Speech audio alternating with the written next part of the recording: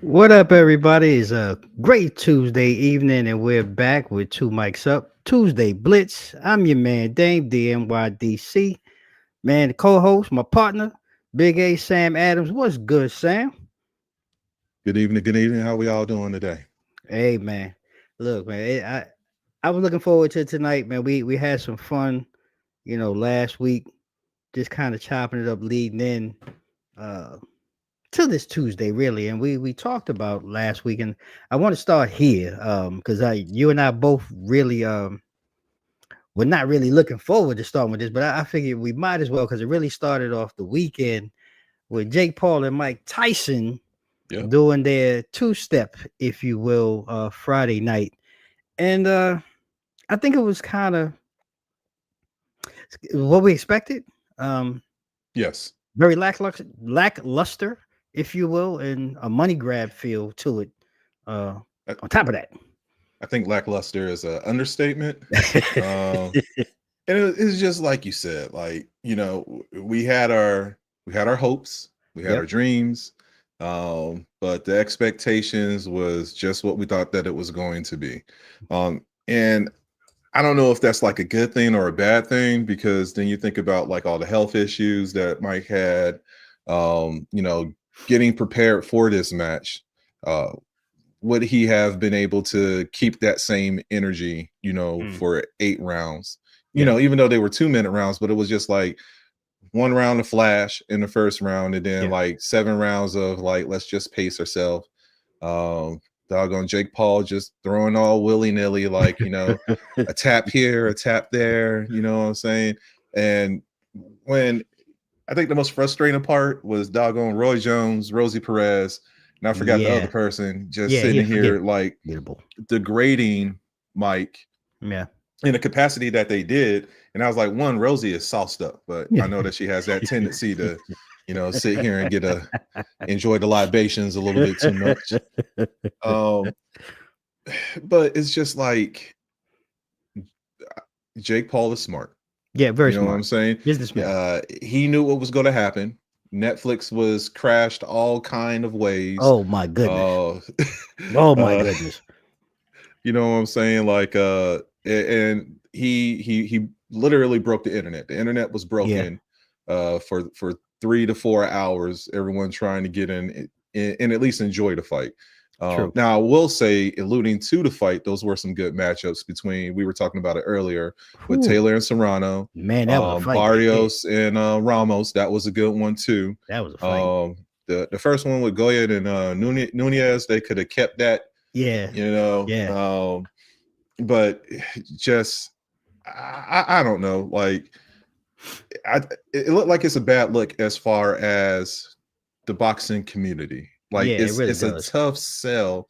And I was talking to somebody about this over the weekend too, especially when we look at the UFC, which I know that we're going to allude into that. But you look at the product from prelims all the way to the main event, and like, they were on fire. I enjoyed every bit of it.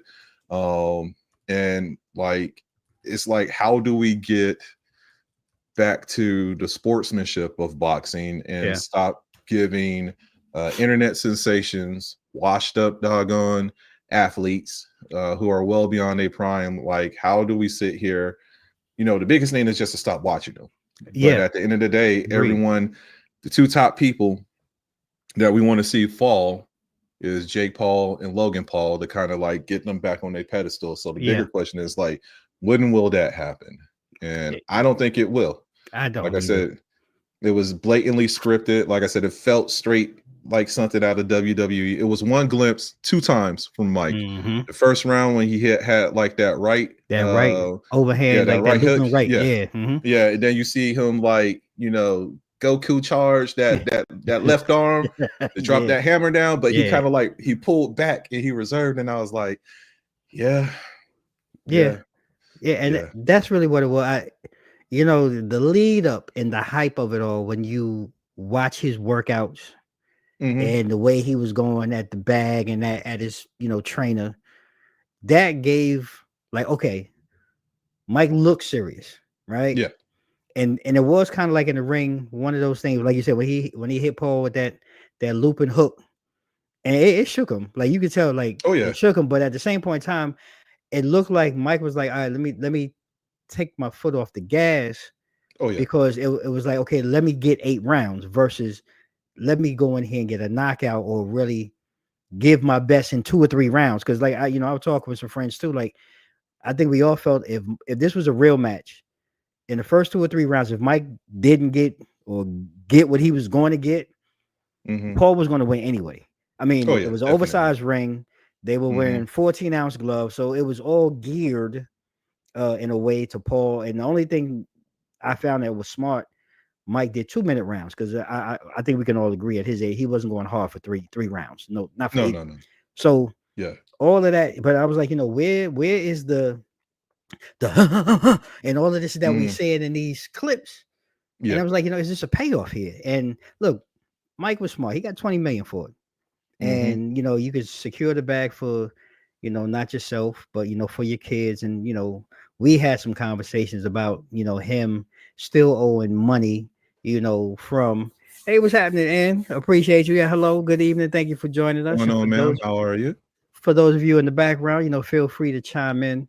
But it just felt he was securing his bag and maybe paying off some back taxes or whatever it was, but it didn't really feel 100 legit. And like you said, that Serrano fight, that was the highlight of the night. Taylor with the headbutts though, like I don't know how many times we talked about, like you said, behind scenes before we got it. I don't know how many times you can concuss somebody and literally lean in with your head 3 or 4 times before the ref even steps in. Mind you, she's already like you said, went to a meat grinder with this woman's head. Potted meat. Right. Straight up potted meat. And then on top of that, you get a point taken away and you still win the fight. Like, I don't even know on what planet, like, and this is the evolution of boxing where it's just so lopsided. It's so ridiculous. I just don't understand it. And like you said, transitioning when you look at, MMA, right? And we look at the Jones Miocic fight where that was, and even like you said, that whole card, the build up on the card itself was phenomenal. And we'll go through that in a minute, but just watching, Jon Jones kind of come back, in this fight, it was almost, for me, it was very vintage Jon Jones, if you will, where, just going through the fight, the first round where he just really just kind of closed the gap, sweeping him along the cage, just really controlling the entire first round. And then in the second round, he opened up more on his feet, and really with the front kicks, his typical front kicks and everything. And then with the momentum in the third round when he rocked him, it just was so vintage in his, his natural form to watch him come back. It was really incredible. And Miocic, he didn't seem like he really had a chance in this one. And I think part of it, I think he felt defeated after the second round. I mean, after you're getting ground and pounded, and then you're getting hand jobbed and kicked to death. I think he was defeated, and I didn't think he really had any comeback for what Jones, did on Saturday night in the octagon. Yeah, I think I agree with you. But you can even tell, like during the weigh-ins and everything, Stipe just didn't look like he was into the match. You know what I'm saying? Yeah. And I don't know if it's just the age. I know that he dealt with injuries. Yeah. I think he had a leg injury, going up to it, and then he ended up getting sick too. Yeah. So just, it just seemed as if, all right, let me go ahead and get in this ring. And, like you were saying about Jon Jones, he's just so unpredictable. Yep. Because, either he's going to grapple you. Can't forget about the spinning elbow. When he did that spinny kick in the doggone third round, and like it sounded like a clap of lightning. I was just like, and for you to say, and for you to come over here and be like, I'm done. That's what Steve said. He was like, this is it. It's a wrap for me. And I mean, sometimes you just got to know when your time is up. Yeah. Now, how is this going to move forward with Jon Jones moving forward? Because it's like he's a champion, but not really a champion because he still got to fight Tom. Well, the big card is Tom Aspinall, but Jon Jones want to fight Alex Pereira. Yeah. So like that's. I think you got to show overall, like either you go to be a heavy or a light heavy. Which one is it go to be? And I think that's a question. That's a big. And like Tom Aspinall looks kind of hungry. I know his records speak volumes, but I think his quality of fighters is what's being in question right now. So I think that's the main fight that everyone really wants to see. Agreed. Is Jon Jones versus Tom Aspinall. But we'll see what happens in the next upcoming months, whether or not we're going to have the interim and the actual champion go ahead and fight each other. Yeah, I look forward to it, man. Like I say, because like you say, he's not really a champion, but he's a champion. I just think he's at that, again, kind of in that twilight where now it's just really about money fights for him. Oh, right? Yeah. Like what, and not only money fights, but I think let's set up the money fights. And I hate to call it the Mayweather effect, but nitpick the guys that maybe are not still at their peak, but have the most value. Well, for fans still wishing on those days of, man, I wish I would have saw this, and they still have a chance to, and it's not necessarily championship bouts, if you will. And then too, I think, like you said, if he steps down, and he's always been in that funny area, that gray area between light, heavy, and heavy. I think it's just too much at this age, just being older. I think it's maybe harder to cut that weight, and maybe he's not as explosive, going down. But if the money's right, like I said, I just think if the money's right, that always can tempt someone and motivate someone to go ahead and go down and take on that challenge. And I hope so, because that, to me, that's the best fight. As an MMA fan, that's the best fight out there. But I understand, the names and things. You want to get a couple more notches under your belt before he actually goes in retirement. Yeah, I don't see him dropping back down to 205 either. So the bigger question, and he was even saying in his post-fight conference that Alex normally walks around 220. Right. So I guess he's itching for him to come up in class.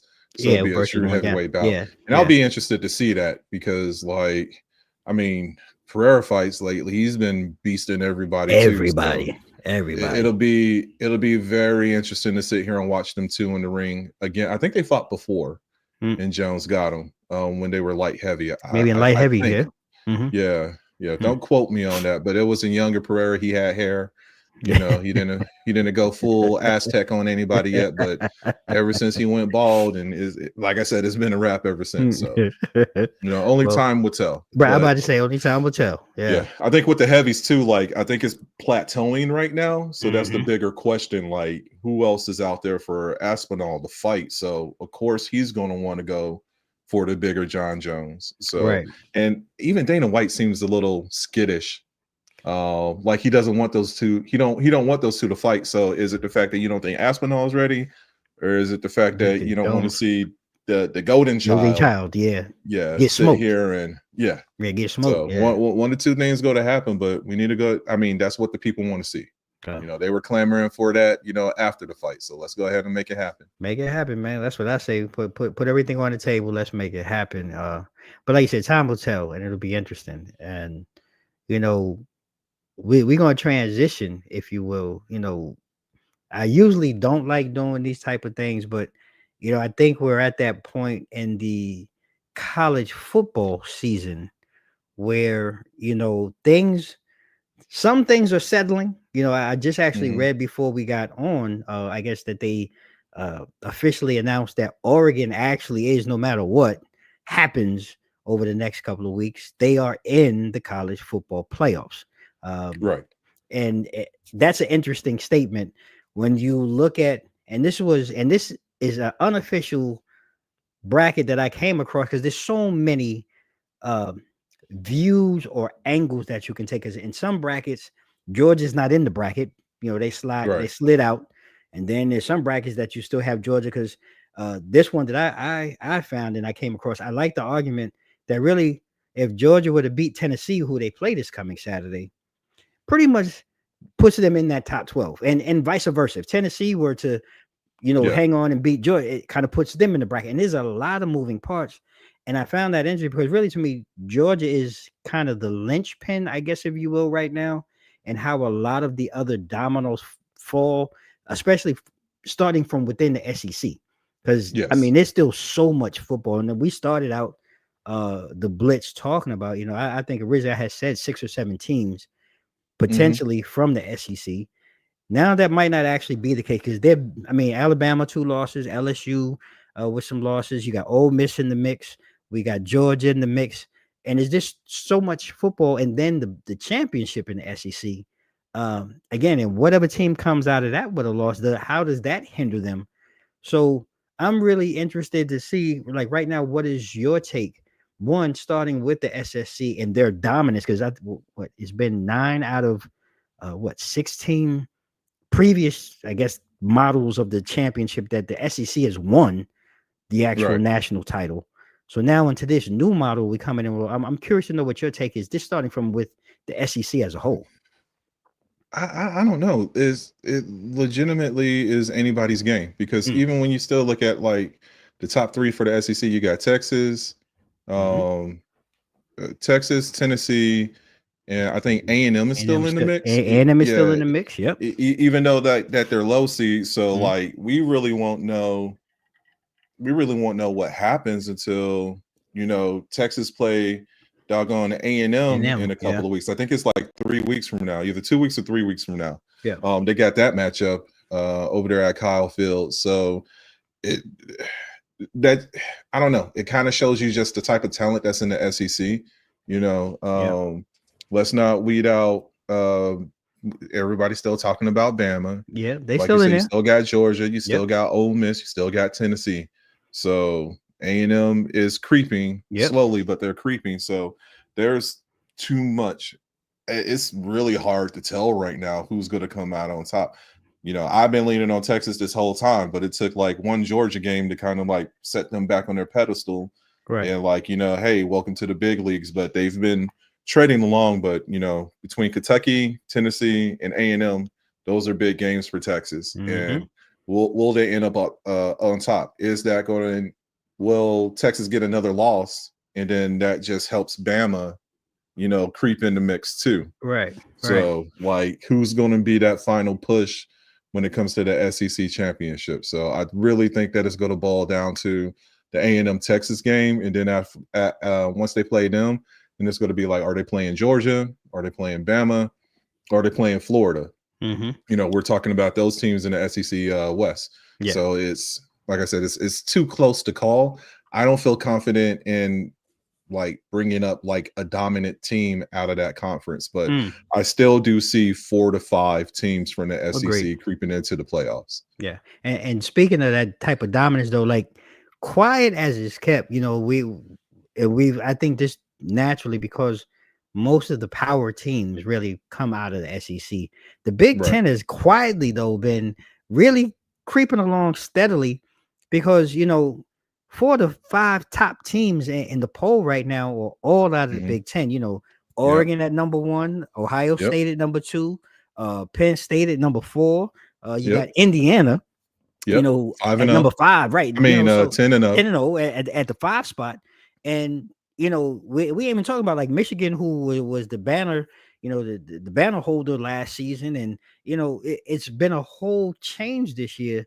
And when I read this, it blew my mind, and I did a little more research. This is the first time, period, that any conference that has had 4 of the top 5 teams at any point in the college playoff ranking system, which is mind blowing. Because, like I said, so many times, and most of the times, we focus on the SEC.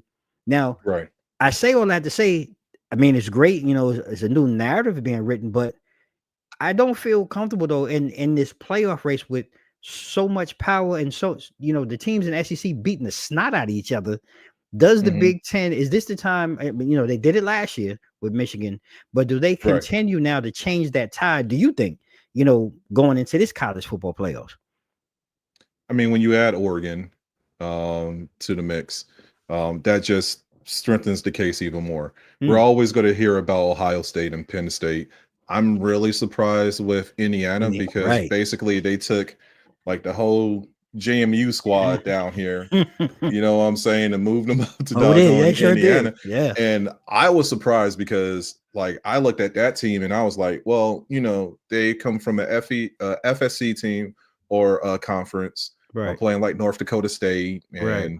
and Troy and Appalachian State. Then they moved into the Sun Belt Conference. So I was skeptic because I was like, just with the like, you're going into like the big leagues in the Big Ten, Right. and they have wholeheartedly proven me wrong. Showed up With the caliber of play. the Yeah, they play showed that, up and yeah. showed out. And that So too is the caliber coaching. They, yeah, just everything, from and not to knock, schools like JMU and everything that have good talent, but when you have mhm, the coaching, the equipment, the staff, and everything yep, to really pour in behind it, I mean, that talent really rises up. Because like I said, I didn't see it either. And like you said, just that whole transition is an overnight transition, and I mean, it's a good right, story to see.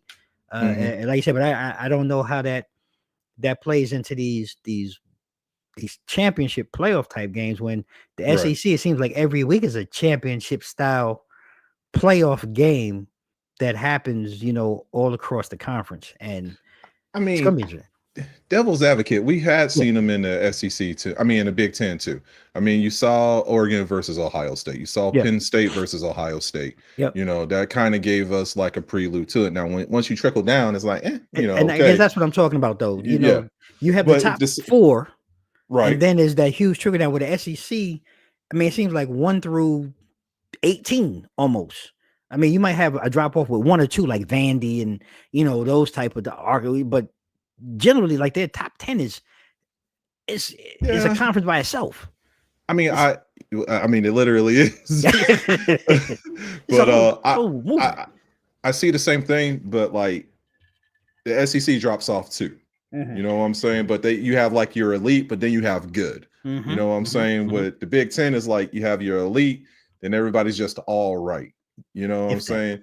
saying? Like you know your LSU's, like you said, your Florida's, South Carolina, like they Mhm. still buzzing around Yep. too. Yep. You know what I'm saying? With Yep. their record, I think they only lost 2-3 games this Right. season. You know, so like you still have that hovering point. I think the Big Ten is coming to that. Mhm. But like I said earlier, NIL ruins everything. Oh, So speaking of now that. it's not about the conference that I go to, it's about who pays me. Right. You know, so like we're talking highly in, you know, the Big Ten and I mean, yeah, Big Ten and the SEC, they're going to continue to be the talk because that's where all the money and the talent is. So, Right. you know, we're still going to see that, but like, you know, Pac-12 is supposed to be coming back next year. Where they go to move out to that conference, Big Right. 12. You know, I guess you could say there's 2 to 3 teams that's going to be in there, talking noise, and you see it up here with BYU. You Right. know, Right. Colorado is slow creeping too. They had the Yep. potential to make it to the Big 12 Sure do. championship. And like, what do we do then? Because that's an automatic bid into the Get top into 12, it. Yep. yeah, Yep. or into the playoff system. Right. So, like I said, it's just it's hard with the talent because back in the day we used to sell you on the school.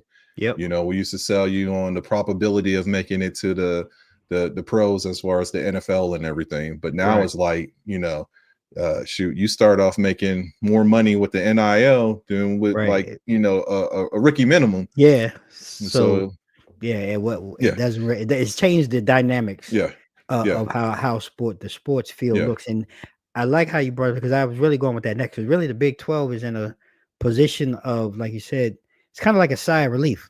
They're Hmm.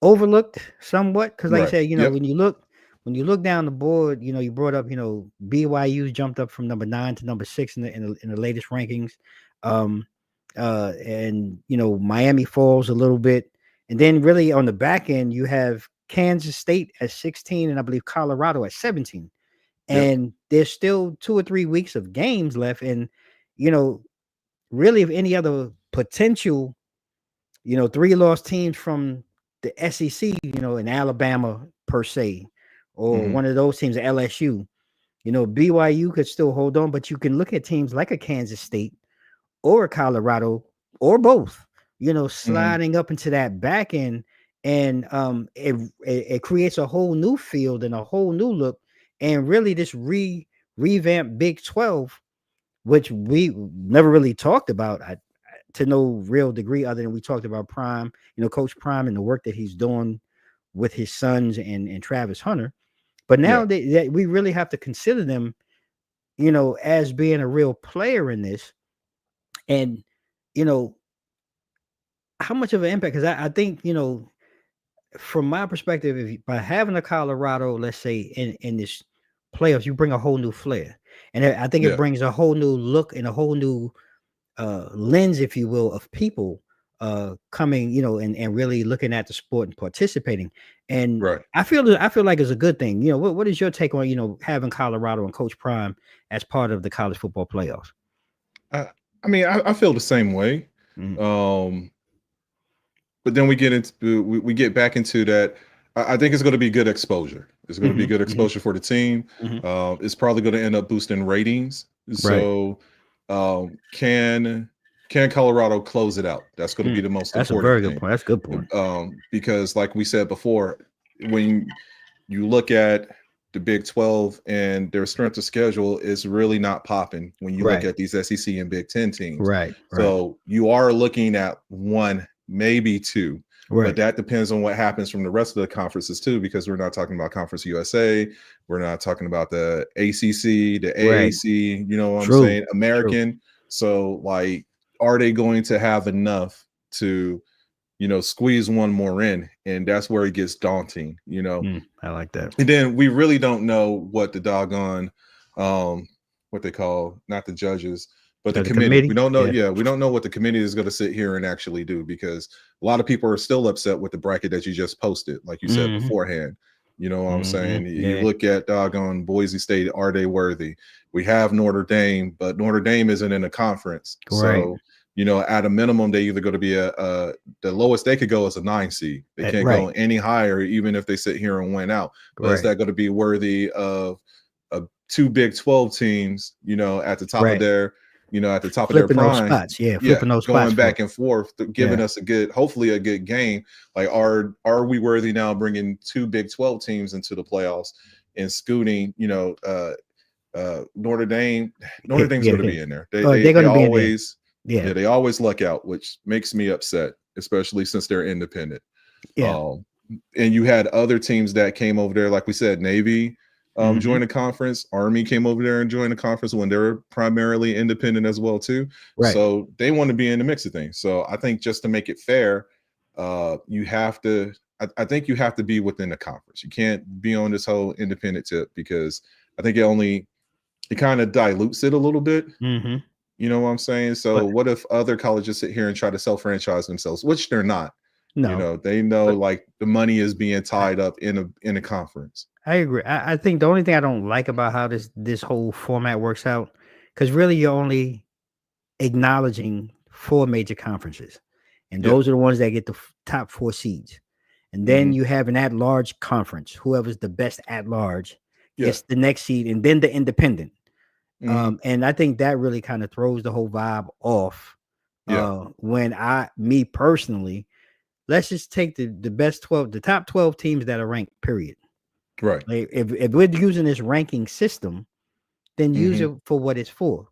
If you're the final 12, then these are the final 12 that make it in. And I know everybody's not going to be happy with that, but I think it's just better because, like you said, you're automatically giving an independent a bid. So strength of schedule, whatever, what have you. If Notre Dame or whoever has the best independent record, they get a spot. They get the ninth spot. And Hmm. then whichever conference, now you're throwing it up, the AAC, the MAC, the AC, whoever it is, Pac-12, whoever has the best at-large team, they get. Yeah. Let's just make top 12. And look, somebody's going to cry about it, but I feel more comfortable with that than all of this rigmarole. We got to make exceptions for this, and Hmm. give me 12 and go on. But I do agree with you. I like the look.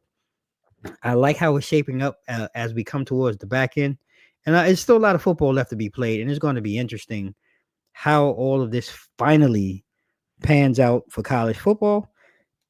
And hopefully, man, I mean, we'll have some better games. And I think that's really what I would Yeah. like to see. I'm hoping this playoff system helps create and generate better games than some of these bowl games that guys just get. These kids are just getting paid to show up and give a little swag bag, and they really don't care because they're on vacation, or some of them was already going to the Senior Bowl or on to the next level. So I'm looking forward to it. I think 2026 they're supposed to be moving to a 16 team conference. Do it. Yeah. Do it. So do it. You know, I think you get a better feel again because when you look at the field, like I said, on the back end, you got teams like Kansas State, you got teams like Colorado, SMU.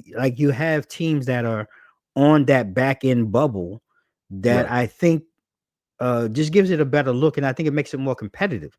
I'm always, I don't want to oversaturate. This is not the basketball tournament.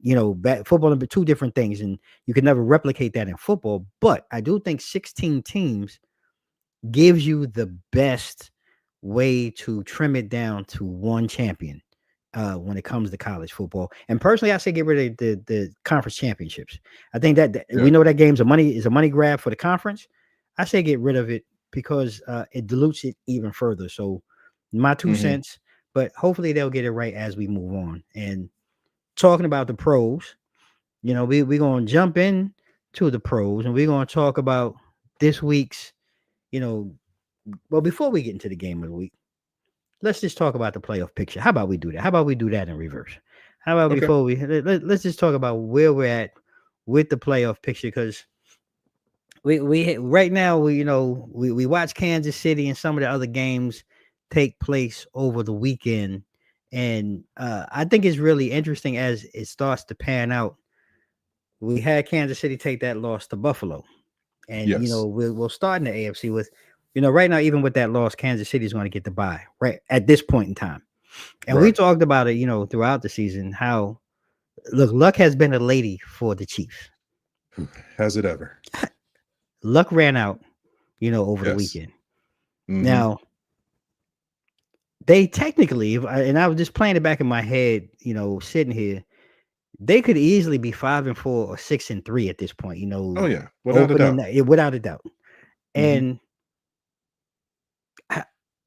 I think we both agree that you have to, by default, we give them, the reins because they're the defending conference champions. But over the last couple of weeks, the Denver game, the Buffalo game, go back early in the season to the Ravens game. Is this where we really start to see, the fall or the slide of the Chiefs? Because I think Buffalo really exposed a lot of things and really just outmanned them and outmuscled them. So curious from your thought, what do you see, right now where they are? Man, this is tough because I mean, like you said, I don't know who the football guys like right now. At the end of the day, I sat here and I watched that game and I was like, this is the team that I knew that they were. You know what I'm saying? Spotty secondary. You know what I'm saying? Josh Allen, like whether it was throwing or whether it was running. You know what I'm saying? I told you, a few weeks ago. You did. Like he's guaranteed to throw 2 bombs and he's going to use his feet. To me, that's where the exploit at, especially when when they went for it in the fourth quarter. They could have easily kicked the ball. And he was like, bump that, I'm gonna get this first down. And once he got past that initial front 4, you know what I'm saying? He started running over linebackers, doggone safeties, cornerbacks, doggone crosswalk guards. You know what I'm saying? He just started checking everybody. But it's not only that. Like I said, when you look at Kansas City's secondary, like it's just soft. Like there's no tackling. They run a lot of zone. And doggone Josh Allen was just able to sit here and pick them apart. I think the Mahomes doesn't take as many risks downfield like he normally do. So we have like a lot of hitches, a lot of bootlegs and everything.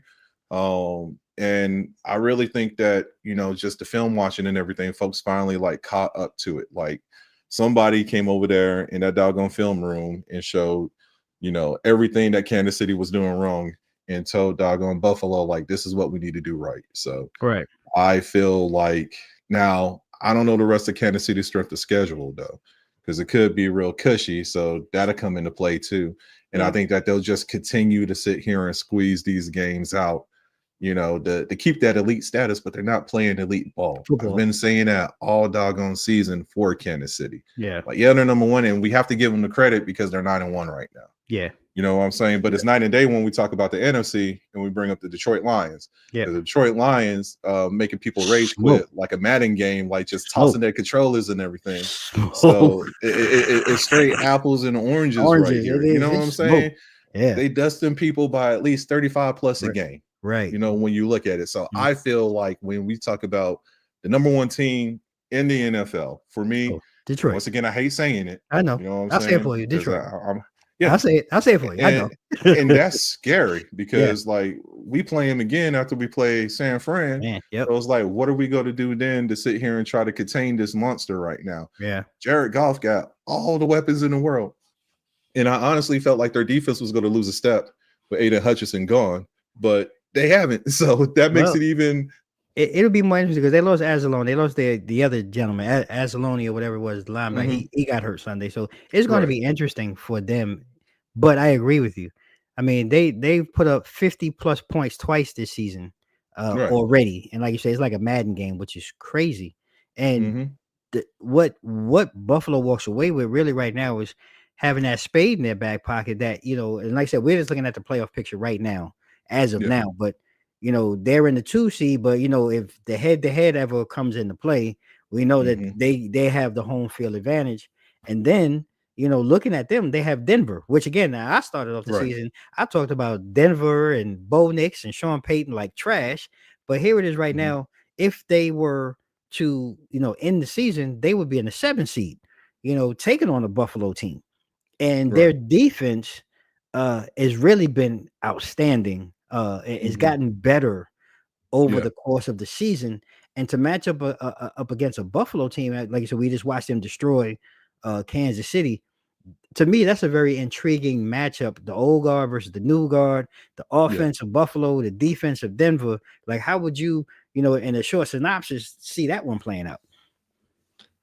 I don't know. Like I said, you brought up a valid point between the young and the old, but I will have to go. Like I said, I'm not counting my cards against Josh Allen.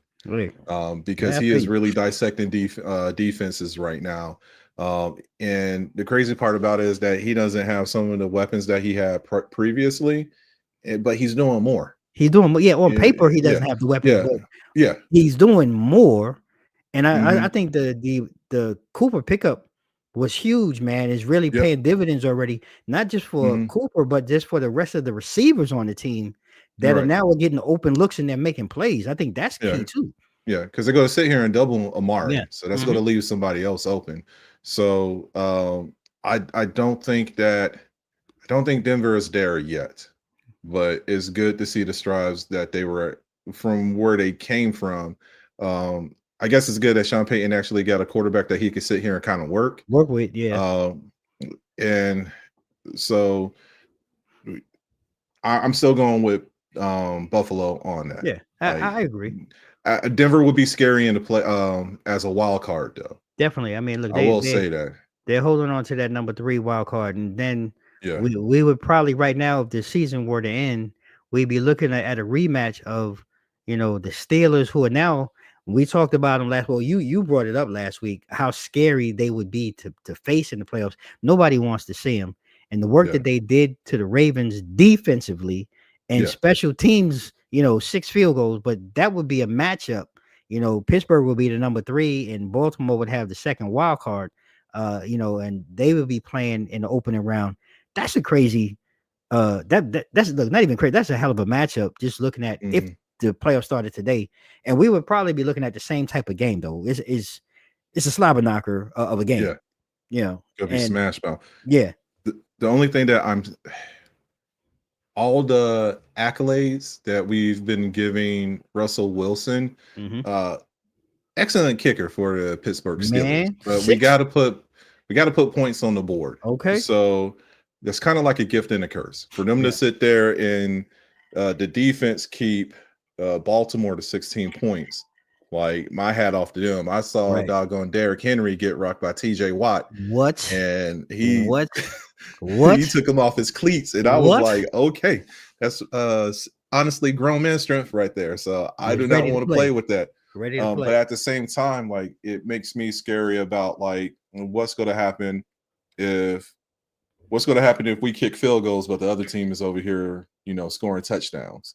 And that's you hit it on the head. I think when I look at Lamar, and we talk about, he talked about his kryptonite early in the season with Kansas City. Look, let's keep it real. He's 2-5 against Pittsburgh. So again, he still has a humps to get over. And Pittsburgh is in his own backyard, his own division. And he's not played well, and they haven't played well. And until they figure that out, like you said, for a team to just kick 6 field goals and win, first of all, kudos to their defense and just to be able to do that, because that's almost unheard of in today's game. But if Baltimore could have scored or converted, one of those field goals into a touchdown, the outcome of the game could have been different. So Baltimore, and I said last week or the week before, the way that they were playing on all 3 sides, they have to have that continuously, because when that is all together, to me, I think they're the best balanced team. But when you have something like this, that Pittsburgh defense, man, shout out to Mike Tomlin. Like this right here, man. Every time on year, it never fails. Magic Man. I mean, he's putting in work, and shout out to him and the work he's doing. And last but not least, 2 teams that it's been really quiet this year. When you look at the 4 and 5 seed, Houston right now will be holding on to the 4th seed at a 6-5 record. Seemed like teams maybe have caught up a little bit to CJ Stroud and what Houston was doing last year from him in the pocket. They're not, and I know injuries and everything, but they're not that same team right now that we saw last year. Right. But look, the other Harbaugh is back, man. He out in LA.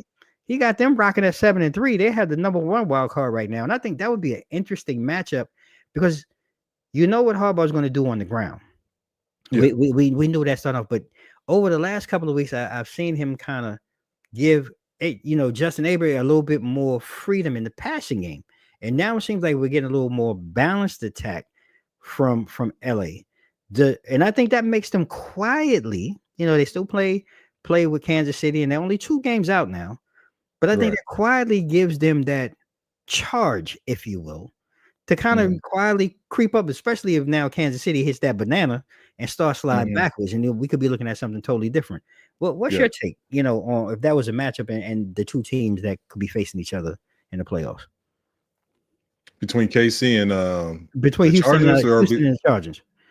I don't know, because DeMarco is difficult, because you bring that up, and I kind of look at, and it sucks, but I look at Houston right now in the same light like I used to look at Dallas the past couple of years. Like, if you got these sub 500 teams, we can sit here and blaze them. But like, if I have to face, somebody that's plus 500, or if I have to go against, a KC, a Baltimore, like, where do we stand there? Right. So, and I mean, like, when you look at the AFC South, it's not like it's, pretty anyway. So one way or another, Houston's going to rise out of that. You know what I'm saying? They're going to end up winning that division and everything. But how do you fit with your Pittsburgh, with your Baltimore, the rest of the conference, with your Buffalo, with your KC, with your doggone Chargers and everything? Are you that caliber of a team? And it's really hard to gauge that right now, just because of, and they're starting to get players back. I think Nico Collins played last night. He came up big. But then again, they were going against Dallas, and it's what it is right there. Cowgirls, but the fact that he was able to deliver, slowly but surely, they're getting their players back. I think it's going to be a true test for them, to determine whether or not they're just going to be, a fly-by-night, in the first round bust, or if they're going to be able to keep it going. And like I said, I know they say that, we still got 6 games left. The season's still pretty unpredictable right now. Yeah, it's pretty open. But like you said earlier, we're kind of getting the feel of who's up at top. Yeah. So is Houston going to keep this stride going, and push through for the rest of the season. So it's just tough matches when you look outside of that and what everyone else could bring to the table. You know what I'm saying? Speed kills, and if you got people flying around on defense, that shuts CJ Stroud down. You know what I'm saying? So now we get one-dimensional and desperate, especially if the run game isn't working, and that pocket's collapsing, then they get stuck. So that's gonna be huge for them. Pass protection. They need it. Yeah, they need it, definitely. And we'll switch to the NFC real quick, because we talked about it already. I think I don't want to say evident, it's early, but right now there is cream of the crop. Detroit Lions all day long right now on all sides of the ball. You and I, we both agree. I thought the defense might have taken somewhat of a hit. It may now, with the added injury of Anzalone. I hope I'm saying his name right, but linebacker who got hurt over the weekend. But they smoked Jacksonville, and I get it, it's Jacksonville, but when you put up 52 points, this is like the second, like I said, second time, 52 points, and you said it perfectly. This is Madden type football where you got dudes throwing their controllers at the TV, breaking their consoles, just the work that they're doing. And right now, the only thing that we're going to really find out, because really your division, the NFC North, you guys are really starting to get into your conference play. And that's, I think we're going to find out, where, like your Packers and where the Vikings, because the Vikings are still in this, and the Bears to some degree, No, so Bears what, are done. they're done, but it's been a tough division for the most. They're done, but I think they surprised us, because I did talk. I thought Caleb was trash, and I still think he's garbage, but they still have some fight in them, so it's going to be interesting. And I don't mean to dismiss them or move on, but I think you and I both agree that they are the number one right now. If the season were to end and go into playoffs, and they should be number one. Okay, and we're going to talk about, we talk about the game of the week. Well, the game of the week would actually be, if the playoffs ended today, the Eagles taking on the Commanders, number 2 Eagles right now, and the Commanders would be the number 7 seed. And I want to talk about the game while we talk about this matchup. Like this game that we saw this weekend, it was a NFC East old school type game, in my opinion. You had the ebbs and flows. You had the fight, I guess, if you will, both teams. What did you see? What impressed you, the most in the game from both teams, from both sides? From both sides, when you look at Philly, you look at how their defense stood up or came back. They contained Washington to under the 20 points. It was 18-26. Right. And when you look at, you can never negate anything from Jaden Daniels, because at the end of the day, he still had 191 yards. He did have a pickle, what I'm saying? Looked like a running game really couldn't get started. Even though Brian Robinson, he had like 63 yards and a touchdown. But it looked like they just brought they came to the table a little bit too late, they end up coming back in. You can't negate doggone Philly and at all. Jalen Hurts. He's the key one. And what can we say about Saquon? At the end of the day. That was the difference. 146 yards, two touchdowns right there. Jalen Hurts ran it in. He threw 221 yards. So, when you look at the stats, it just went to the ladder with Philly. I think it's a good learning experience. For Jaden Daniels and Washington. But they're still competitive. Like you said before, they're still in the mix. They're the 7th seed right now. Yep. If the playoffs ended today, they would be the 7th seed. So there's still a lot of potential right there for the Commanders to keep winning. Even when we look at their remaining schedule, they do play Then they got them one more time. They play the Titans, they play the Cowboys, they play the Saints, they play the Eagles. There's a lot of potential right here for them to. They can. They're going to be a 10+ team. They're definitely going to make a run. Like I said, it's good. Like you say, the Eagles are on fire. Just looking at, like you say, they held Jaden in check for the most part. Their defense made the plays when the plays needed to, and then in that fourth quarter, Jalen and Saquon kind of pretty much took over the game. But Yeah. I do want to, teams are hot. The Eagles have won 6 in a row now. Mhm. They're 8-2 with a 2.5 game lead. They've got the Rams on the schedule for next week. Like I said, Washington on the flip side has lost 2 in a row now. So Yeah. again, you have that balance of where, one team is finally seem like Philly's got some things figured out, some injuries have healed. Where now Washington, some teams maybe have found a few kinks in their armor and doing a few things a little bit different and kind of on the backslide. But they have, like Right. you said, they have the Cowboys next. And I think they have their next 3 or 4 games are a little bit they're winnable games Right. to help get Yeah. them back on track. I agree with you. They're a 10, 11 win team this season. They're Oh yeah. definitely going to be in the playoffs. And I just think just looking at this matchup, it just took me back to the old NFC East style of games. It wasn't really pretty a lot of the game. Yeah. Two good teams just really going back and forth. It was And that smash mouth. You know what yeah, it I'm was saying? smash mouth. Yeah, and Because I mean, to be honest, Philly didn't really turn up until the fourth quarter. into the fourth quarter, But right? yeah, Mm-hmm. but they were like, all right, we're here. Let's go Uh-huh. ahead and get it together. I'm all right. Let's go ahead and rock and roll. And Yeah, once again, that's what happened. yeah, basically. And if we move forward into the next one, I think again, it's funny. I laughed at this one when I saw it. You got your little favorite guy, your 10-step drop back quarterback, and the little guy in Arizona right now. Arizona would have the number 3 seed in the Mhm. playoffs if the playoffs were to start right now at 6-4, and they would be taking on your Green Bay Packers, who would Right. have the number 2 wild card, and the 6th seed. And I know, look, nobody expected Green Bay. I mean, I'm not Green Bay. I'm sorry, Arizona to lead the NFC West right now. I know we like 11 weeks in, uh, but I gotta say, like, Coach Gannon has done a pretty good job. Yeah. They play hard. Um, you see some of the parallels between him because I think he came from, if I remember correctly, from Campbell's regime in Detroit. Mhm. So you see some of the parallels offensively, defensively. Now, let's just be honest, they're gonna need some help.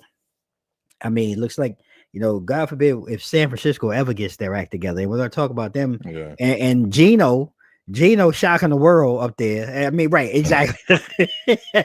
You know, it's funny because like I was highly on the Seahawks bandwagon, Mhm. and then I was like, bump it. I'm Mhm. done with them. And then you turn around and look at this weekend when they played San Fran, and Gino just marched it right on downfield and ran it in to close out the game. And I'm just like, I don't want to go back to rooting for him, because I Yeah, was just like, bump him. But like, it's that buzz, but it's been that, and it's crazy because it's been that buzz that we've been talking about. Like when you look at, Seattle's, post Pete Carroll. right, right. I think this is year 2 of Yep, that. You're looking at the Niners starting to get healthy and players are yep, starting to come back. right. And like you say, and Shy Private Eye just making it do what it do out there in I'll tell, Arizona. I'll tell you, man. I don't. That's the shocker right there. Like, I'm just like, what is happening right now? Yeah, man. He's mobile. He still got James Conner. I mean, he got Marvin His Harrison Jr. out Yep. there. He got Hmm. McBride, the tight end. I mean, he's got some Yep. pieces, man. And Yeah. defensively, I mean, they're not overwhelming, like an Right. overwhelming type defense, but they're solid. They Yep. seem to kind of keep them in the game. So, like, little man can make magic happen and make plays. I'm surprised. And then on the flip side to see them, right now, if it was, your Packers, we talked about earlier, Green Bay continues to win despite Yeah. Love's love and penchant for throwing the pickle. So he's got to get better at that. Love And if showing he, love to other people besides his teammates. That's the problem. but if this was the matchup, though, I do believe in that. We said if he can get that part right, Yeah. and if he can get it right, like right now, let's say as we're leading into the playoff run, Hmm. I want to say, because I didn't feel this way earlier, but I do feel that if he can get that right with the pieces and the talent, the running game, which is much better than what I thought it was going to be, the Hmm. defense is solid. If he can get that right, though, I really have to say, I think the Packers have a legitimate conversation to say, hey, we deserve to be in the Super Bowl conversation. If he gets that right. Right. I'm gonna go that far. I mean, yeah, we still got to get healthy on defense, though. I mean, we're still missing Jair Alexander. I think that we have another safety that's out too. So our corners are being exploited and everything. And our offensive line is still kind of sketchy too. You know, that is still kind of like patched up too. I don't know how much of a significant dip Preston Smith going to Detroit. I feel like Detroit just got better with Preston Smith going over there.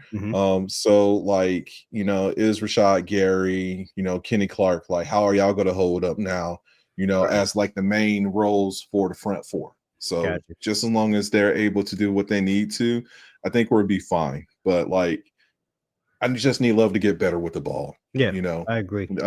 You don't have to risk it all the time. No. The game is about, you know, inches. It could come down to inches or yards. So we don't need a deep threat all the time.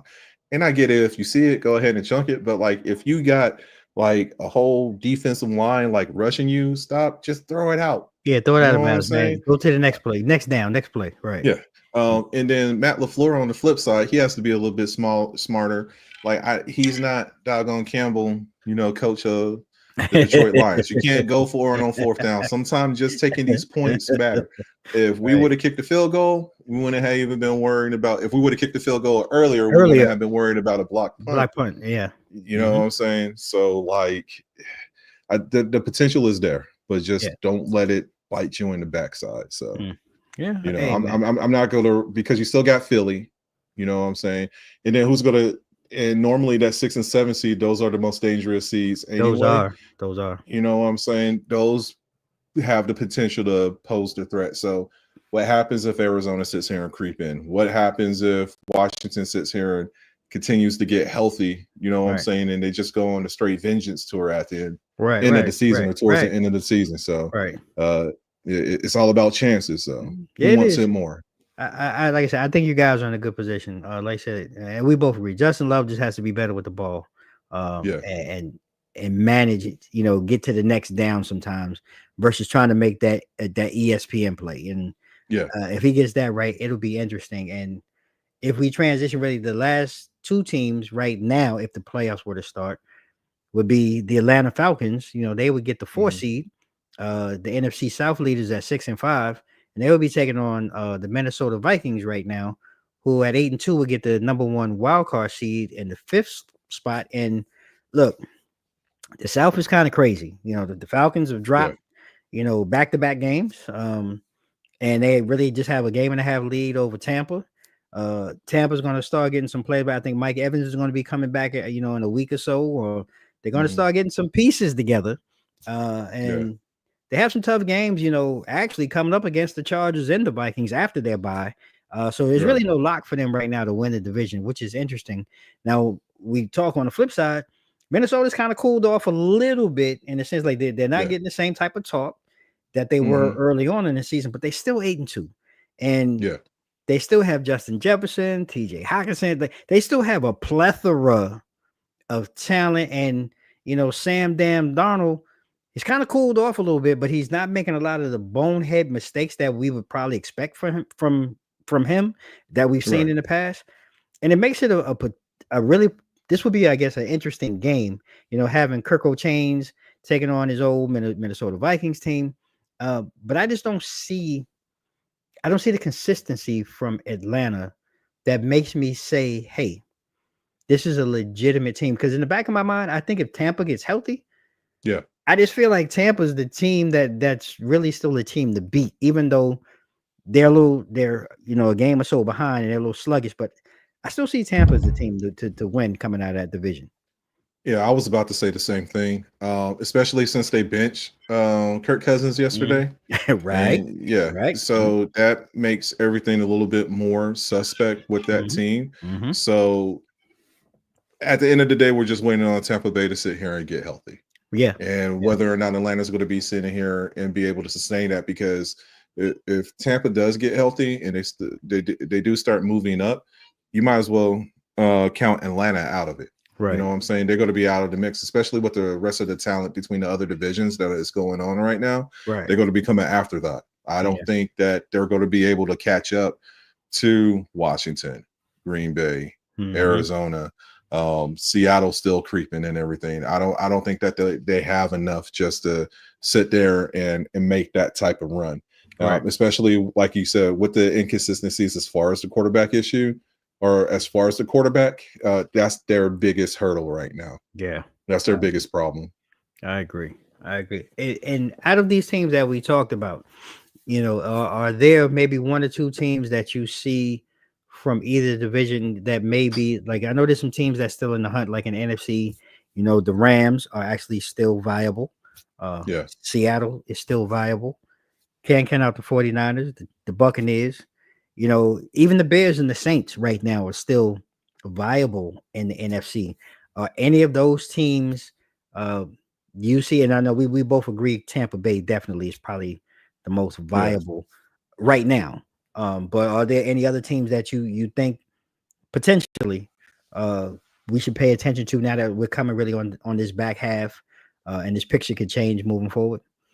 I say it's probably going to be a toss-up between the Niners and the Rams because both of them are getting healthy. Yeah. You know what I'm saying? And like when we looked at the first couple of games, I want to say weeks 1 through 5, like both of those teams were just like half of their starting roster or rosters for the both of them were out due to some type of injury. So like you said, we're going into week 12 now. So like, now those healthy pieces or those injured players are starting to come back healthy. Right. So they're just re-upping right now. And are they going to be able to sit here and finish out? So it's kind of hard for me to decipher between which two. But I feel like both of them are, like possible legitimate threats for the NFC.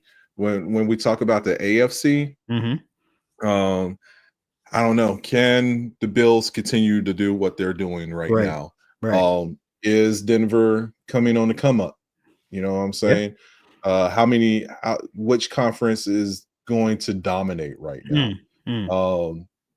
Is the Bengals going to finally? Bengals need to do something with their defense. And that's really my question. I look at three teams in the AFC that stand out that outside the bubble. Cincinnati was one of them. Indianapolis is another because, like, again, we talked about the South. The South is not strong, and then there's the Miami Dolphins too. So, I agree with you. Cincinnati probably be the first flavor of the month or the first flavor of choice, just because of the talent. But the defensive side of the ball has been like a flat defense tire. is giving Joe Cool no type of help whatsoever. He's doing his part. Yeah, you know what I'm saying? Between him, Jamar Chase, like they coming in and doing their part, but the defense, I don't know if it's the coordinator and the schemes that they're running, right? But like something got to give. You know what I'm saying? Like about time Joe Burrow sits here, scores a touchdown, celebrates with his team. He's getting back on the field because his defense is doing the 3 and out. Just keep your helmet on. Just keep your helmet on, Joe. You come back just out. jeopardizing and you gassing them out. Normally, I'd be talking about how defenses get gassed out for being on the field too long with like long drives and everything, but they fresh. You know what I'm saying? they are totally fine. You know what I'm saying? They waving off the towel boy. Like, I don't need that after a 3 and out. So is he going to, like, when are they going to start clicking so they can sit here and make that run? Yeah. You know what I'm saying? Because I do see them as a perennial, like that seventh seed, but like when are they going to make that push to show like, hey, we're here too? So I mean, at a minimum, the defense. Yeah, I mean, it's not totally improbable. I mean, or impossible, I should say. At 4-7, you got 7 more games to go. Really, 7 more games to go. I mean, they could finish off at a 9-7, 9-8 type. And that might be good enough to get them into the back end of the playoffs. I don't know, man. It just seems like they said they've dug themselves such a hole right now. I think the only team that I honestly, like I said, right now, just looking at who's in the hunt, would be Miami, only because they still got New England, the Jet. They've got a couple of division games that I think that they can help kind of pad their schedule and kind of get themselves kind of positioned. Right. To kind of get back in there easier than the Bengals, and offensively they're right, but they're not right. And defensively, it seems like every other game their defense wants to show up. Yeah. If they can get those pieces together, I feel that they might have the best chance. I don't buy anything coming out of Indianapolis. Nothing against Anthony Richardson, but my God, he's terrible. Like I don't care Yeah, how much he's just terrible. and I mean, don't get me wrong. He had a really good game, but He did. then it was He against the played the Jets. Jets. So, Right. yeah, exactly. You know what I'm saying? Like, you might as well call this AA rounds farewell tour because I Right. really don't think that he's going to be with the team come next year. And speaking of that too, though, so not to cut you off. So I mean, they just No. got rid of the general manager, Douglas. So Yes, right. we've seen the end of this story, Yeah. right? Well, we can agree that so A Rodgers, he's not coming back to New York, but and we talked about it earlier. Now with this spin, we both earliest when we talked about we didn't agree that he probably retired. But do you think that this either pushes him into retirement, or does this really give him the Brett Favre to say, you know, I got to do this one more somewhere else? Yeah, but where is he going to do it And at? see, I mean, it's still an open game. You know what I'm saying? Do we sit here and does he go to Indy? Who else is having quarterback woes? He's not going to Tennessee. We can count out No. Tennessee. Well, I mean, there's a potential because like Will Levis ain't that dude. Yeah, but there's no talent around. There's no. I mean, at least in Indy, you got Jonathan Taylor. You got You have more on paper. You have more offensive talent than going to Tennessee. Hey, look, he could do the same thing. He could just bring everybody else. You know what I'm saying? A lot of those players that's on the Jets team organization right now, they on one and done contracts. So he's going to be like, hey, Adam, I think you're all right. Let's go ahead and get you out of your contract, Devontae. Like y'all come with me. Come on down. Yeah, I think it's going to yield the same results, though. I agree. You know, I said it last week. Like, 2-3 years ago. Well, go back. The Brett Favre. I mean, not Brett Favre. Aaron Rodgers. Yeah. Aaron Rodgers. He had that one push. The year before his last season when we went like 8-9 or something like that, and Detroit just bumped us out of the playoffs and was like, "Screw you guys." But that year before, I felt like that was his final push. We had all the weapons. I think we went like 13-4 or something like that. It was a wonderful season and everything. I felt like that was everything that we can do. You know what I'm saying? Of course, what played Green Bay the whole time was just that the defense was on the field too much. So when you needed to stop, we couldn't make a stop. And I think it was San Fran just got the best of us. They beasted us that doggone game. You know, we just couldn't stop them, and we waited too late to try to make any moves. I felt like that was it for Aaron. And like looking now, it's not a coaching issue. It's one person, and you done gave this individual too much power. You know, towards the latter years of Aaron Rodgers, he got rid of Nathaniel Hackett. Yep. You know, and now he's coaching for him again. Bad, you know what I'm saying? There's too much power. I mean, he was the general manager and the coach. He was the team executive. He was, he made all the moves, and he's making Tom Brady moves, but he's not giving you Tom Brady results. That's the kicker right there. You know what I'm saying? So, just like on The Color Purple, until you do right, you know what I'm saying? You're going to be stuck the same way you is right now. That part. And like fall with grace. Don't keep on going. Because like I said, like I hate to see my greats start diminishing their legacy. You know what I'm saying? Even though Tyson told us legacies don't mean nothing. But because you're all going to die. Yeah. and I'm just like, if we're going to talk about anything, we're going to sit here and we're going to be talking about these latter years of Aaron Rodgers and just like how he couldn't get it together, how he doesn't want to go to preseason workouts, how he doesn't want to report during the summer, how he wants to sit here and travel in the desert and wander, eating shrooms and hashawana, whatever you call it, having a good time. Like I don't want to remember him that way, but that's what it's alluding to right now. Yeah, that's what I'm alluding to. A 25-26 season is going to be abysmal for the Jets. It's already going to be bad because they ain't got no money, but bringing him back is just going to make it worse. Ooh, well, there's always room in the other locker room. We'll take him, I'm pretty sure. The Giants had the opportunity, they take him. I mean, we've washed our walls with Danny dimes. We're giving away dimes, nickels, pennies, in 10-cent capacities. He's benched. And I mean, it had to happen. You know, they don't want to pay that $25 million injury kicker. Yeah. So it happens. And so we bring back Danny DeVito or his nephew or whoever. Or whatever. I mean, and I get the move. I'm not crazy about it. Yeah. You know, where you're really looking to put people in the stands. I mean, he had a great run last season. He filled in admirably. He has some spunk. He's got some fire. He's a hometown kid. Yeah. I just don't understand why we spend $10 million for Drew Lock to hold bottles of water and give out mints on the bench. I just don't understand it. I'm looking, obviously I'm not an NFL executive. I know we're out of it. I know we're looking forward to next season, but I would rather go ahead and you never know. Drew Lock might be the guy. He's a first round pick. He started in the league. Look, I'm not saying he's going to blaze up the world because we don't have any talent around him, but why not? You paid him $10 million. Why not give him a go for 4 or 5 games? Let's kick the ties. Because 4 or 5 games from now, we're already out of it, and we may still be out of it. But if you see some potential, then you know you have something to build forward towards next year. And if not, then give DeVito the last 2 or 3 games, and hey, we just ride this out and tell everybody, hey, we'll see you in Cancun because that's where we're fishing this summer or this winter, and sell tickets for that because it's not getting no better. So, you know, I'm going to watch from a fan. I'll be a Packers fan for the rest of the season. I'll be bouncing around from different games to talk about because we will not be talking about the Giants on here unless they win. But man, it's been a great talk, man. We don't went through it, man. A whole hour and some change. Is there anything that you wanted to jump on or kick it about, man, before we get out today? I mean, I don't have nothing real big. I think out of next week, if we're looking at games, who we got?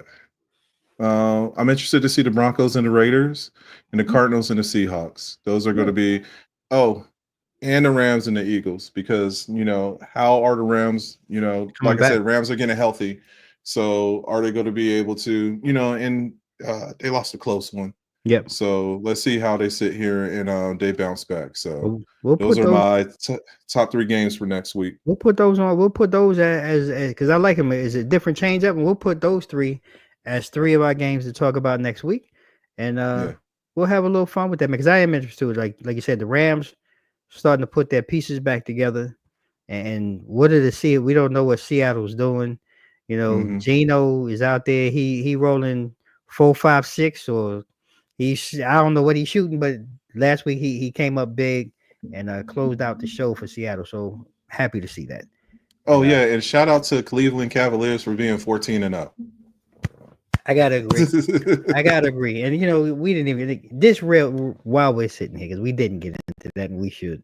You know, just in the NBA, like you said, shout out to Cleveland and looking at the work that they're doing. There's a couple of other teams that I want to talk about, and you know, being a Mavs fan, I watched a couple of Mavs games, and from your perspective, I've been watching them, man, like their perimeter D, which to me was somewhat of a weakness in past years. Seems like this year they've gotten better at closing out, you know, contesting threes better as a team. Right. And it seems to be a little bit, I don't want to say they weren't cohesive. It seems like they understood, hey, Kyrie, you're going to take over at this point. Luka, you take over. But this year, there seems to be a little bit more of a continuity on their team. And I know you're a Mavs fan. I'm curious from you, like your perspective, what has that been a Clay influence? Has that been a culture influence? Has it been time now? Like, what do you see with Dallas right now?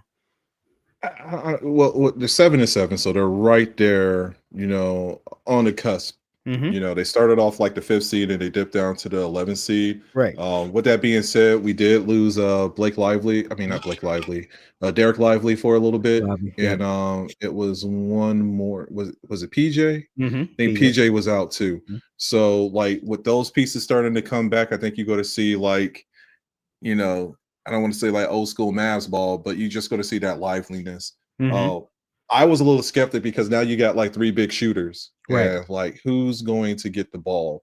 Right. But I know rolling into the playoffs, like one of the issues that Luka had was his defense. You know, it seemed as if he got on the field and got on the court, and at the end of the day, it was like, I just need to shoot the ball. Right. So Right. it feels good to kind of see him sit here and like starting to lock down, Mm-hmm. and D up. So I do think that Kyrie has something to do with that. Like, I love it. you need to participate in this. Now, is it going to prolong, as the season progresses, or is he going to get back in that mode that, I'm gonna hang out on the wing and then it's just going to be a 4 or 5, Yeah. deficit as far as like offense and everything. Right. But I feel like it was a wake up call, and I'm glad that he's participating on the defensive side, in attacking the ball, trying to go after it. So, and I think it has a mixture to do with both, as far and just the pieces that he has around him too.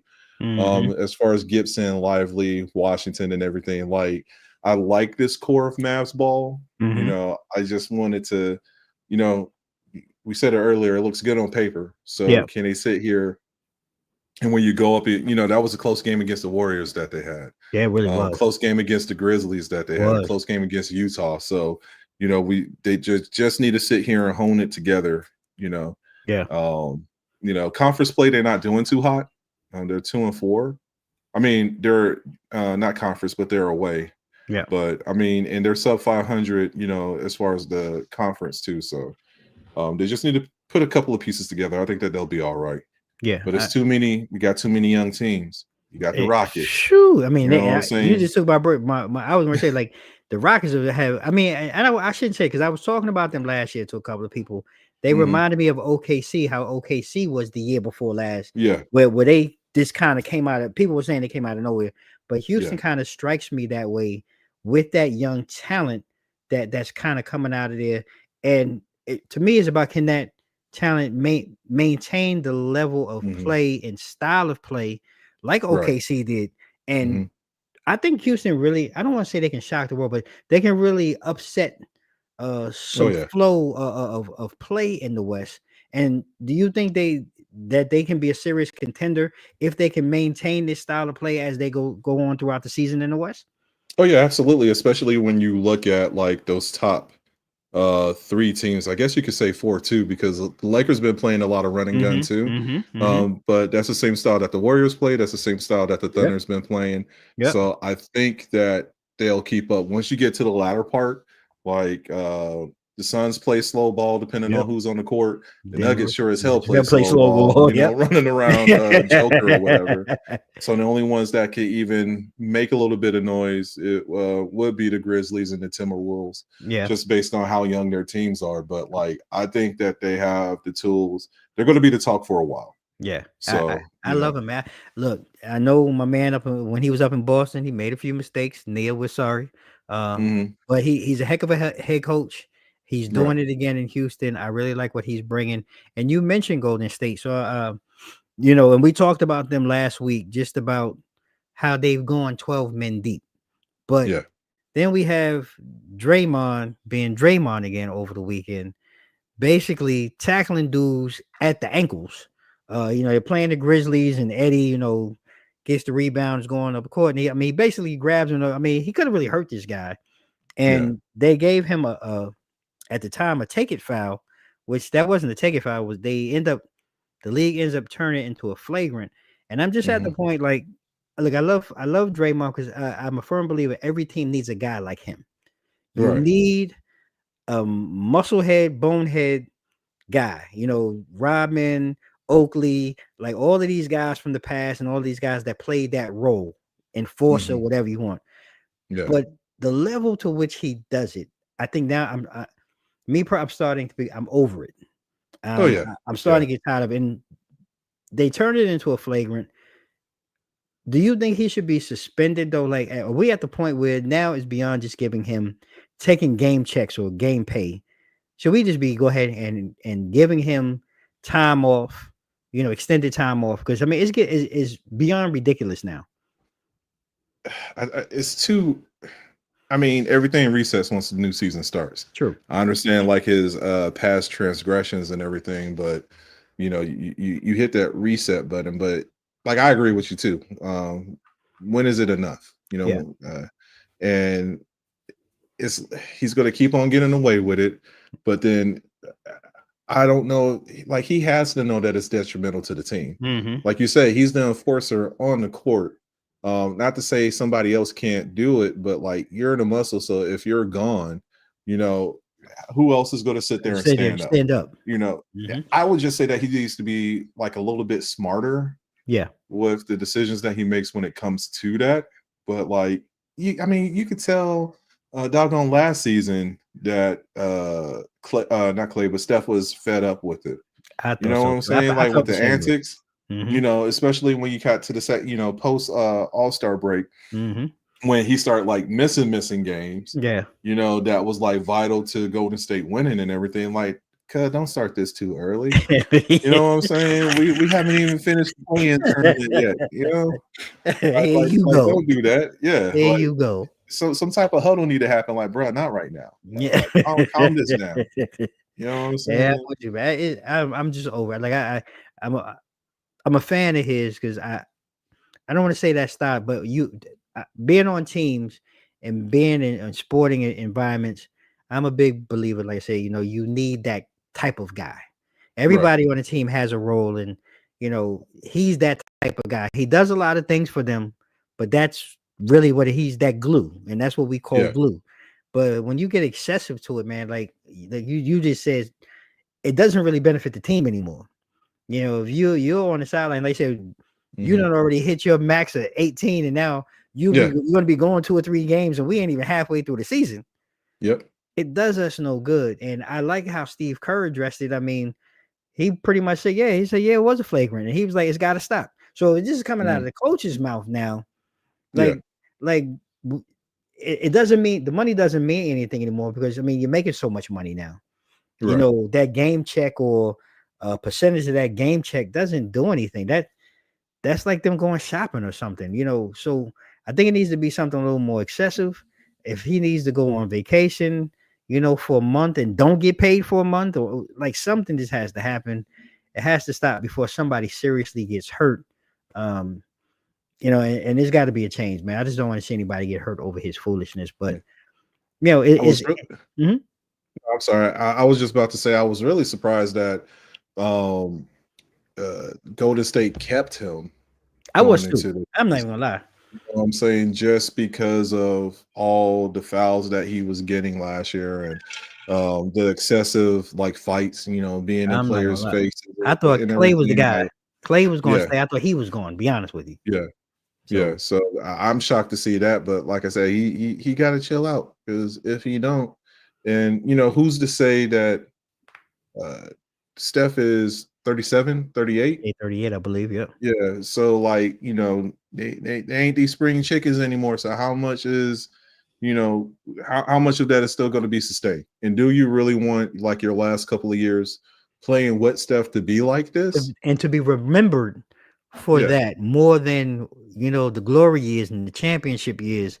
yeah. And I agree with you. You're tarnishing your legacy, if you will. And again, like Mike said, there ain't no legacy at all, no legacy. Yeah. So I agree. I yeah, and I think my biggest concern with Golden State is like they are small. You Yes, know, they've been small for a while. So is that going to hurt them come the playoffs? I You think it know what I'm would. saying? I You do. you brought up the Grizzlies and Edie. You know what Hmm. I'm saying? We Hmm. still got to deal with Goofy Gobert Yep. out there, doggone. And Utah. Yeah, you're right. You're right. Yeah. He's still So there. so there's a lot of bigs floating around and like, you know, and some of these teams got speed too. The Thunder, you like, you know, they got some height, but they got the speed to match it. So Yep. how's that going to, you know, how is that going to match up? How are you going to match up with going against LeBron, like, you know, bulldozing people in the paint, you Right. know, just walking through folks. So there's going to be some challenges, you know, later on, but for them, like I said, for them to sit here and continuously have 12 people in a rotation to keep everyone fresh, like I wonder if that's going to be like the new wave now and the new template. Right. Because you know now you know it's bad enough that we got big shooting threes, and I can't stand that. Look, I think that's Wimby going out to be there. a different. Wimby out I there, feel 8 of like that's a 16. discussion, yeah, for another time. But Hmm. I'm really exhausted. I miss the days of old with like your power dominant centers, clang and bang, Yep. putting it in the paint, little two-step, whether it was a hook or a dunk, like we don't see that anymore. And there's a lot that goes with that too. It is a lot that goes with, and I mean, look, it is, and we can do a whole conversation on this because I agree. This whole matchup game, I'm not going to match up with a smaller team if I have bigs. Yeah. And it's you're going to have to play my style. Yeah. I understand the fans might not like it, but it's about winning. And just the culture, the mindset, the ESPN, mindset, Steph Curry step back and all of this here, these highlights, 3-pointers, Dame time. It's great. I get it, but it's a detriment to the game. Yeah. I agree. And we'll do a segment. Man, we're just going to talk big man in the paint. Yeah, but like you said, that's their job. That's Dame's job, and that's doggone Steph's job. I don't need Joel Embiid, big ass. And that's what I said. And that's what I said. The coaching and the style. Like, look, I got to put my footprint on this team. I'm not matching up with what these teams do. If my strength is Embiid in the post, we're playing through him, and that's what I got to give JJ Redick credit for in LA. If you watch them this season, he came in with the plan, and he understood when they won in the bubble.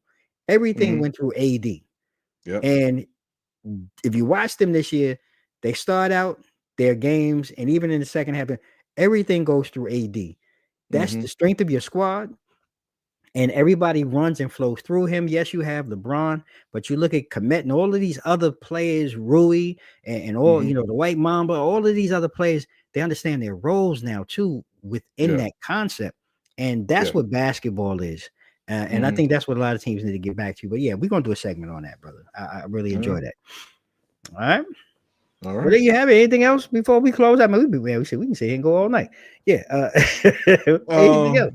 My last thing, I know I said I was going to bring it up, but hey, Cowboys fans. Oh Lord, let me give you a song. Oh Lord. Look, from me to you, are you okay? Do you need to sit here and talk about the woes that's going on over there at AT&T Stadium? I mean, if so, feel free to come and chime in. We could talk about it, and we could do our best to get to the root of what's going on. But don't worry. It's always the 2025 season, and that could be your year as well too. So I just wanted to sit here. What you got playing in the background? I just want you to know that me and Dame, we're here for y'all. Like, if y'all need to sit here and talk, and if there's any counseling or redirection, if you need to recycle those jerseys and just look at the other 31 NFL teams and make a change, like, we're here for you. We can have that discussion as well too. We support y'all. But it's not fun in Dallas anymore. I will say that much. No. Well, Sam is so eloquently put. You messed me up with the tunes in the back. I was like, what's going on right now? I feel like we'll get some little somber music for our Cowgirl fans. But Sam so eloquently said, hey, look, I'm going to start pushing out more of these from, hey, anybody that's a Cowboys fan. I know a guy. I just met a guy that is looking to be a guest on the show. And I think I'm going to reach out because he's a diehard Cowboys fan, and I'm going to reach out to him, see if he wants to come and sit down and we chop it up some Cowboy talk and some football talk, and I'm going to reach out to him. Just as long as he doesn't talk about anything prior to 1996. I can't make that promise. Right. I can't make that promise, but I'll give him a heads up. I'll give him a heads up. Right. I'll let him know, but I can't make that promise. We're going to have stipulations like the Jake Paul Tyson fight. All right. Right. 14-ounce gloves. 14-ounce gloves. Yeah, all that stuff. Yeah. Don't mention Emmett, Troy Aikman, Michael Irving. No 90s dynasty. Yeah. We're not going back that far. Yeah, we're not going back that far. Yeah, we want to stay current. We want to stay in this millennia if we can. Yeah. But there you have it, ladies and gentlemen. Man, look, always a good time with my brother Sam. Man, I really appreciate you, brother. Always good to have you here. Always for a good time. Always a pleasure. Before we go, man, let people know, man, where they can find you at. Old Sarge here, he be rocking. He get his gaming in. So check him out and let them know we got Sam where they want to come check you and go a couple of hours with you, man, online. like I said, you can follow me on Steam. I'm on Discord. As you see it, how it's said right there, Osarge Gaming. I do a lot of first-person shooters and MMORPGs. Primarily play over the weekend. So, like I said, I've been pretty heavy on Black Ops 6 right now. So if you want to come and meet me, and either we could do some Warzone or we could go ahead and get into a couple of skirmishes. But I'll be around. So just come and holler at me. If you want to have a good time, I sit there. I ain't the best. Throw that disclaimer out there, but I like to sit there and have a good time and just game with people. So it's non-competitive. So you don't have to worry about me cussing and yelling and all that stuff. Yeah, he starts out that way. I'm just kidding. I mean, you're right. I just know Sam. It's my man, y'all. Love him to death. Love him like cook foods, my brother.